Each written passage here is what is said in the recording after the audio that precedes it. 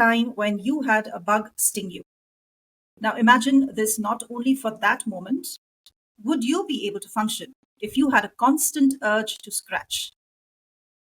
If something as simple as a bug bite can cause so much distress, imagine someone having eczema. Eczema can significantly impact the quality of life for anybody. The constant itchiness can be intense and distracting. And scratching can not only be only scratching, it can lead to pain, bleeding, and possible infections. Hi, I'm Paige, and I host Chezuba Talks, the one-stop podcast for inspirational good work. With me today is Korey Capozza. She is the founder and executive director of Global Parents for Eczema Research, GPER. It's a 501c3 public charity. She is also the mother of a child with moderate to severe eczema. That explains her founding. To tell you more about Korey, she specializes in public health and patient-focused technology, authoring articles on caregiver burdens and eczema. She reviews for the Patient-Centered Outcomes Research Institute and serves on FDA committees as a consumer representative. Welcome to Chezuba Talks, Korey. Thanks so much for having me. It's great to be here. Korey, what exactly is eczema, and do you think children are more prone to this condition? Yeah, so eczema, or eczema as we call it in the US, is the most common skin disease of childhood. It affects about 20% of kids in the US, a similar proportion worldwide. And most of those kids are just going to have a little rash on the elbows or the cheeks, and it'll be easy to treat and it'll go away. But about 30% of them will develop more severe eczema, which is the population that we serve. It's the most common skin condition of childhood. It affects about 20% of children in the United States, around 15% worldwide. And most of those children will have mild eczema, which does not have the kind of burden that you would associate with say a condition that requires a nonprofit to serve it. But we really serve the moderate to severe population. And this is when eczema becomes much more than a skin condition. It is involving the whole immune system. It's inflammation in the body that extends well beyond the skin. And these are children who are so itchy, who have skin pain that they can't sleep, they can't function in school. And their parents are often up with them all night for days, weeks, months on end. And so it becomes a very difficult condition to live with. In terms of treatments, I was saying that there had not been progress on new treatments for eczema in children for decades. Until about 10 years ago, it was topical steroids were the treatment for eczema. And if that didn't work, more topical steroids. There just weren't really options.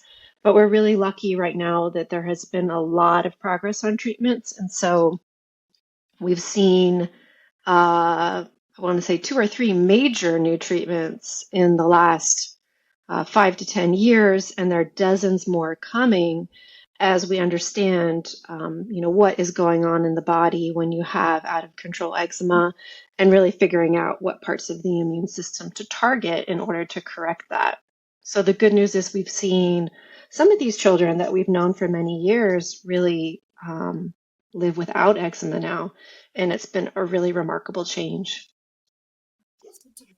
So when you say there has been a change in treatment, have you been in collaboration with organizations or institutes which are researching eczema? Yeah, so our organization is very much focused on research. And we work both with companies who develop eczema treatments as well as investigators at academic institutions to try and further our understanding of the condition and treatments for it. We've done a lot of work to raise awareness about the burden of eczema because it has this sort of public relations problem, which is that a lot of people know it to be the little rash in the elbow. And so it just doesn't seem like it's really a very big deal, worthy of funding, worthy of expedited treatments. So our organization has done a lot of work really quantifying what that burden looks like, not just for children, which is terrible, but also for the parents and the entire families. And what we found is that when you have a child with moderate to severe eczema, you really change your life course in a lot of ways. We see parents leaving their jobs, often the mother, and that really destabilizes the financial trajectory of families. We see people moving to different climates to try and get away from the severe eczema. We see people utterly tearing up their homes, trying to get rid of allergens. So it really has a tremendous impact that I think is often overlooked, and we've done a lot of work in that space. Right. So there obviously is a lot of psychological impact on the family as well, right? Because how much can you avoid? How much can you avoid stepping out? How much can you avoid using products? So every time there is something new that is, in terms of food or in terms of cosmetics, toiletries, they have to be super careful. So what kind of counseling does your organization offer? Yes, it's a condition that has a very strong mental health impact. And it's especially strong in the area of anxiety. And I think the reason for that is that if you ask people what is causing the eczema, the majority of them don't know. It's very hard to pinpoint what is triggering that eczema. And you sort of make yourself crazy trying to find that association. So there's this super strong anxiety component that is often tied to the experience of itch. Um, Itch is something that I think is very underappreciated. We find that when we ask people if they would prefer to feel itchy or to feel pain, they prefer pain. That's how awful itch is. And you have people who are don't know where the eczema is coming from, and then it leads to this extremely uncomfortable, extremely vexing sensation of itch.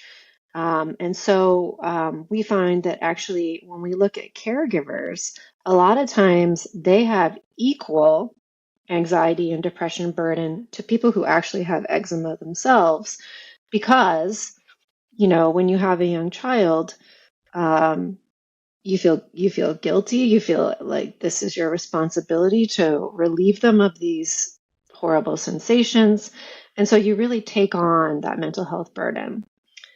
So our organization has been working a lot on this mental health burden, and we've done a couple of things. One is we've really tried to describe it through research, and we've published 3 or 4 papers in academic journals describing this unique, I think, component of eczema, which is really around the mental health impact.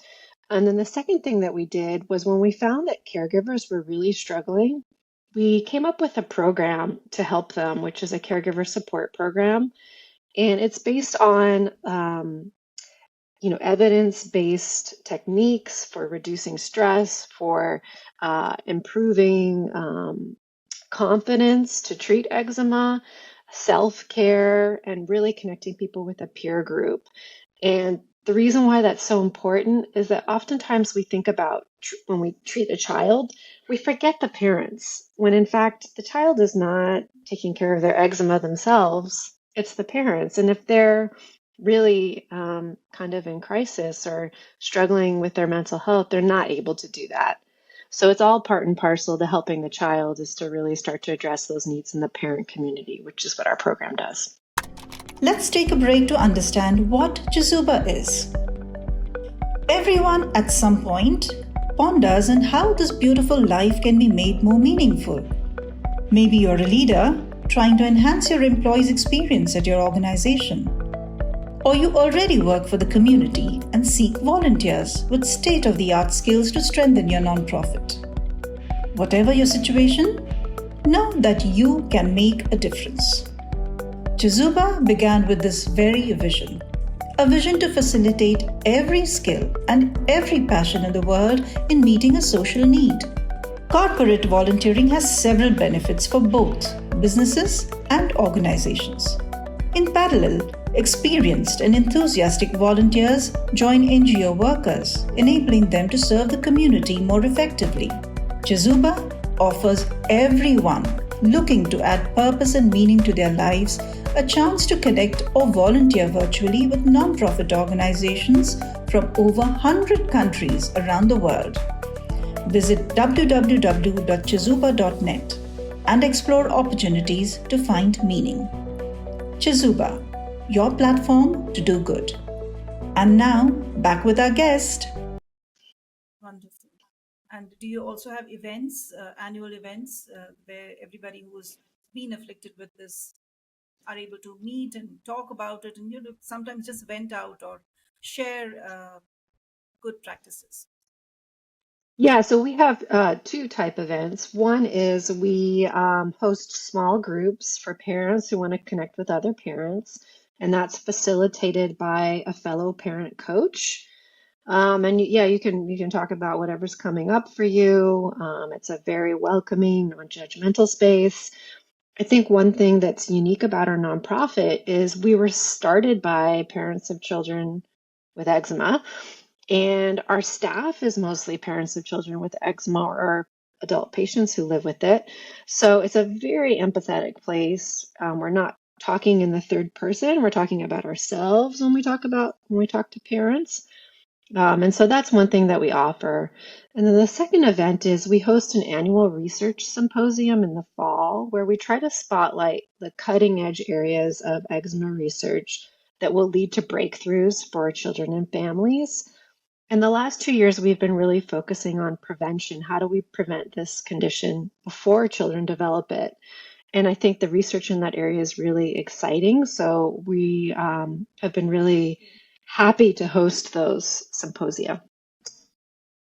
So if you were able to prevent it before the onset, if you know they are predisposed to it, you mean to say they can kind of avoid it. Is that what you're saying?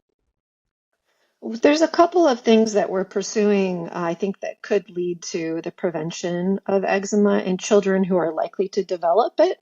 So, for example, if you have a parent who has allergies or eczema, you have much higher risk as an infant. And so, some of those have to do with the gut microbiome and what's happening in the gut. Some of those have to do with early intervention of the skin and the skin barrier to prevent allergic sensitization. And some of those have to do with avoiding triggers early in life, things that might be in the household, things that might be in your environment. And so we're really investing in research and trying to advance those areas so we can really stop this condition from developing in kids. So, what happens when a child is detected with eczema? And does it mean that it is going to be typically a lifelong condition?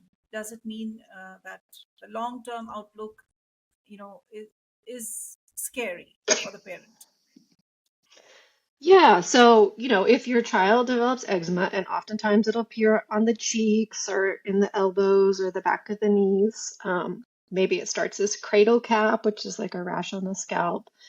Most of those kids, probably 70%, are just going to have mild eczema, and it will be relatively easy to treat with a little bit of topical steroids or whatnot, and most of them will outgrow it. But, the kids who have the more severe eczema that's harder to control, those are the ones that we worry about having persistent eczema beyond age 5. And so, oftentimes you hear from doctors, oh, they'll just outgrow it. It's actually not the case. A significant proportion will not outgrow it, and it'll be a lifelong condition that they'll need to manage. Many will, but it's not a guarantee. And so if it becomes a persistent chronic condition, really getting it under control is key so that the immune system calms down and the child can go on to have, a relatively normal life. But it's not something that should rage out of control, especially in a young child. We want to see these kids be able to function in school and hopefully head off that more severe eczema before it develops. Right. Lastly, Korey, tell us what would your advice be for people who don't understand this situation, and how should a person react or understand or empathize with somebody who is maybe a colleague, maybe somebody who is in their inner circle, who is diagnosed with this? How can we be empathetic? Yeah, that's actually a great question. No one's ever asked me that before. I think for the kids, it's important to let other kids know this is not contagious. It's allergies on the skin. It's very uncomfortable, and the child is doing their best to cope with it. That it comes and goes, it's not permanent, and it's not who they are. It's just something that they're dealing with at that moment. And, I think it's really important for children to know that, eczema isn't who they are. It's just, something that they need to work through and deal with, and hopefully it moves on. And then in terms of the parents, oftentimes these parents they haven't slept in a very long time. They're dealing with a child who's suffering, and I think that's really hidden from people. And so I would love to see some empathy towards these parents.